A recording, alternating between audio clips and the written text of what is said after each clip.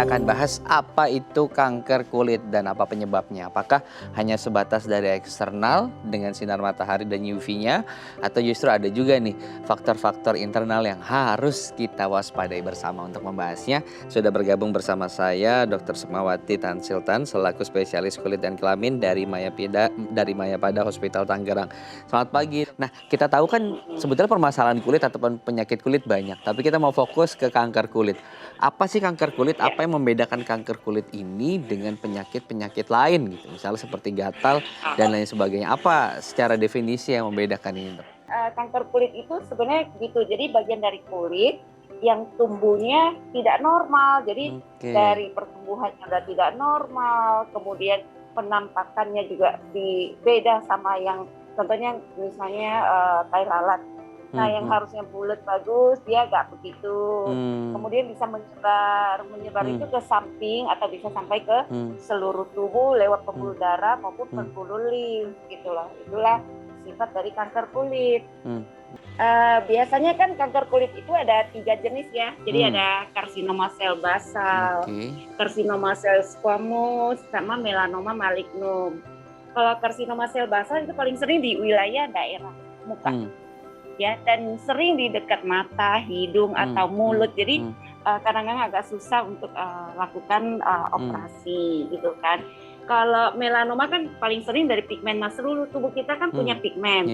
Jadi kita di mana aja. Kalau karsinoma squamous itu kan penyebabnya paling sering dari luka-luka yang lama ya. Jadi sering di daerah bagian bawah tubuh gitu. Jadi itu kira-kira lokasi yang paling disukai oleh kanker kulit.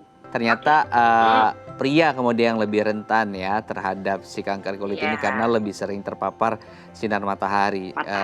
Iya, karena faktor pekerjaan mereka juga ya gitu.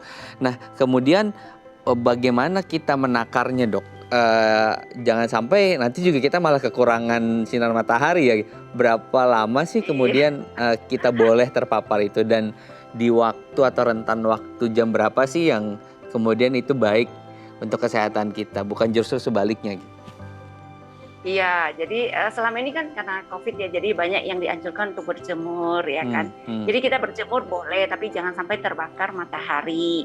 Biasa kita anjurkan kan yang pagi ya, ada beberapa pendapat, ada yang bilang jam 7 sampai jam 9 gitu kan. Nah, terus paparannya sekitar 10 sampai 15 menit gitu loh. Tapi kan rutin gitu loh, jangan sampai kayak kelamaan tiap hari dijemur tapi lama gitu kan.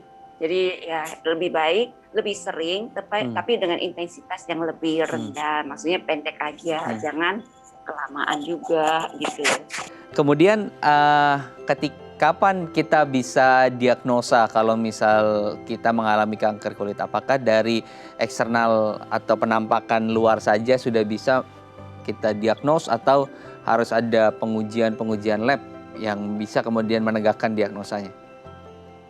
Ya, jadi kalau misalnya untuk kanker kulit sebenarnya kan karena tadi di permukaan kulit ya, jadi gampang sekali terdeteksi. Jadi setiap kali kita melihat di kulit kita ada perubahan-perubahan seperti tadi, misalnya ada benjolan, terus ada perubahan bentuk, perubahan warna, membesar, kemudian dia udah mulai gampang berdarah, ada rasa nyeri, perubahan warna. Jadi kita suka bilang kayak A, B, C, D.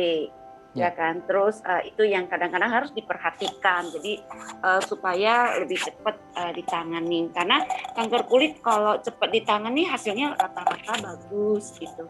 Untuk pengobatan, bagaimana dengan mereka yang sudah mengalami atau didiagnosa kanker kulit, terkait proses-proses pengobatan atau tahap-tahap pengobatan yang harus mereka lalui, Dok? Ya, terima kasih pertanyaannya. Jadi kalau misalnya kita menemukan pada stadium dini ya, contohnya kan kalau karsinoma sel basal itu ada dini dan lanjut. Kalau dini kan masih padat satu utuh, kalau lanjut udah jadi kayak luka gitu. Nah, biasanya kita operasi. Baik, terima kasih Dr. Sukmawati. Sepertinya waktu kita terbatas, kita akan lanjutkan lagi nanti ya dengan tema yang berbeda, mungkin dengan segmen yang berbeda juga. Terima kasih Dr. Sukmawati sudah berbagi informasi.